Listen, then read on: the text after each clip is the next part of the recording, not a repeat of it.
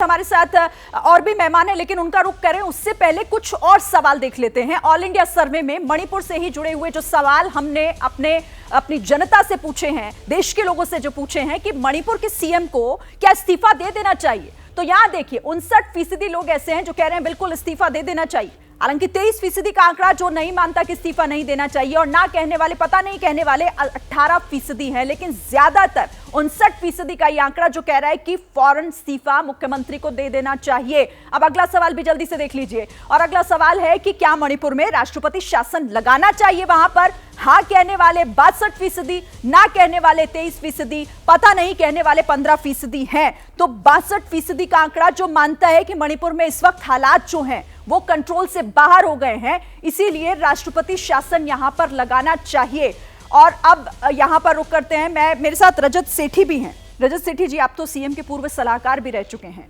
इतने बुरे हालात, आखिर इस कदर वहां पर स्थितियां बिगड़ गई कि वहां इस तरह का पूरे देश ने ऐसा जघन्य अपराध देखा जिस पर आज हर कोई सोच रहा है कि मणिपुर ऐसी स्थिति में पहुंच कैसे गया।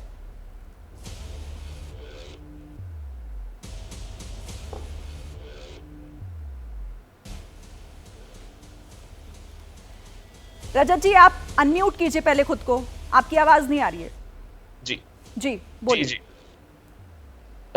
देखिए, मणिपुर के जो अंदरूनी कलह है वहाँ पे दो समुदायों के बीच में, वो आज की तो बनी हुई नहीं है, ये तो सभी जान रहे हैं। लेकिन ये जब जिस तरह से ये शुरुआत हुई 3-4 मई के आसपास, ज़्यादातर घटनाक्रम जो थी 80-90% घटनाक्रम उन्हीं 4-5 दिन में हुई, और उसके बाद से लगातार 70-75 दिन जो बीते हैं, हिंसा की संख्याएं काफी कम हो गई हैं। कुछ जगह ऐसी पॉकेट्स बची हैं जहां पर आज भी army, armed forces combing operation कर रही है। देखिए, आज जो स्टेट की गवर्नमेंट है उसका सारा फोकस ये है कि रिहैबिलिटेशन का बीच का रास्ता क्या हो। देखिए, ये जो वीडियो आया, ये वीडियो पुराना था। कई सारी जो हिंसा की घटनाओं का के बारे में जो चर्चा हो रही है, ये सब उन पहले 4-5 दिनों की है जिस समय विभत्स रूप देखा स्टेट ने। लेकिन उसके बाद में कल भी बात हो रही थी, तो 26 तारीख को एक और राउंड ऑफ टॉक्स हैं। कई सारी राउंड ऑफ टॉक्स चल रही हैं जिसमें कि दोनों पक्षों को मिला जुला के बीच का क्या रास्ता हो सकता है उसके लिए बातचीत चल रही है। लेकिन देर नहीं होगी बीच का इस रास्ते को निकालने के लिए। वो शर्मनाक तस्वीर हमने देख ली जिसे शायद कभी कोई नहीं देखना चाहता। इसमें समय नहीं लग गया क्या? ठीक है, हर्षवर्धन जी, इस पर आपका रिएक्शन।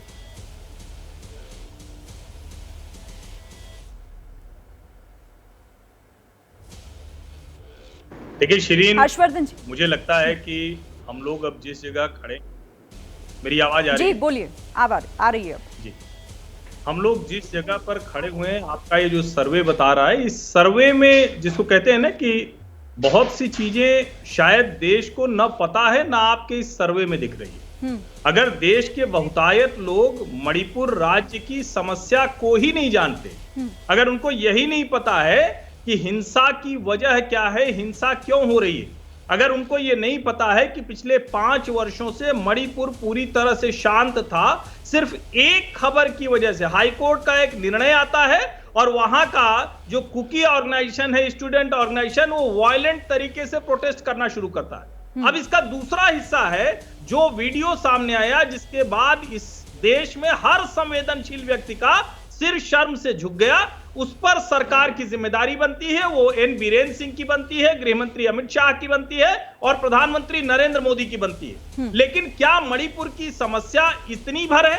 तो मेरा यह मानना है कि इतनी भर नहीं है। वहां बरसों से इस नासूर को पाल कर रखा गया। इसके पहले भी हजारों लोग अलग अलग समय पर ऐसे ही मारे गए, और जब इस तरह का संघर्ष होता है कि वहां लोग बंकर बना ले रहे हो, आमने सामने गांव में नहीं जाने दे रहे, तो पता नहीं कितनी घटनाएं इस तरह की हुई होंगी। और मैं भी ये मानता हूं कि मणिपुर की सरकार को वहां के बारे में स्थिति देश के सामने स्पष्ट करनी चाहिए, और हर व्यक्ति जो इसके पीछे है, किसी भी समुदाय से जुड़ा हो, अगर उसने हथियार उठाया तो उसके साथ कोई रियायत नहीं बरती जानी चाहिए। जैसे आतंकवादी के साथ बर्ताव होता है, वैसे ही हर हथियारबंद के साथ होना चाहिए। ठीक है, इस पर चारुप्रज्ञा जी आप जवाब दीजिएगा, लेकिन उससे पहले अखिलेश जी का मैं रुख कर लेती हूँ। अखिलेश जी, जो यहाँ पर हर्षवर्धन त्रिपाठी वरिष्ठ पत्रकार हैं, वो कह रहे हैं कि मणिपुर में इस तरह का नासूर अगर मणिपुर को बना दिया गया है तो ये हाल फिलहाल की घटनाएं नहीं, ये वहां पर बनाया गया ऐसा माहौल, और इसके लिए सालों पहले का इतिहास चाहे तो देख लीजिए।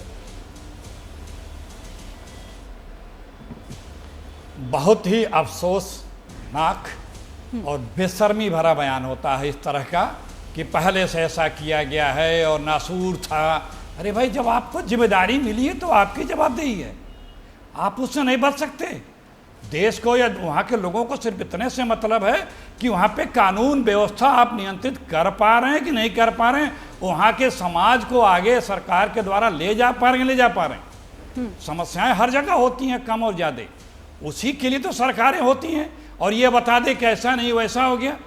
तो ये आज के तारीख में जिस प्रकार से मणिपुर में जघन्य कृत्य किए गए हैं, पूरी मानवता शर्मसार हुई है। भारत पूरे दुनिया में मुंह दिखाने लायक नहीं हो रहा है और उसका जस्टिफिकेशन किया जा रहा है। वो सरकार से इतना मोह किस बात का है? किस बात से मोदी जी डरते हैं कि वहां की सरकार को बर्खास्त नहीं किया जा रहा है? कौन सी परिस्थिति आनी चाहिए कि वहां की सरकार को बर्खास्त किया जाना चाहिए? फिर अगर इस परिस्थिति में नहीं बर्खास्त हो सकती तो गवर्नर ने साफ साफ कह दिया, मुख्यमंत्री ने कह दिया, लेकिन बस क्योंकि वो सरकार एक पक्ष विशेष के साथ खड़ी है, राज्य प्रायोजित हिंसा को मदद कर रही है, और इतने दिनों तक इतनी बड़ी हिंसा और इतने लोगों के द्वारा इस तरह की हरकत कर देना बिना राज्य प्रायोजित नहीं हो सकती।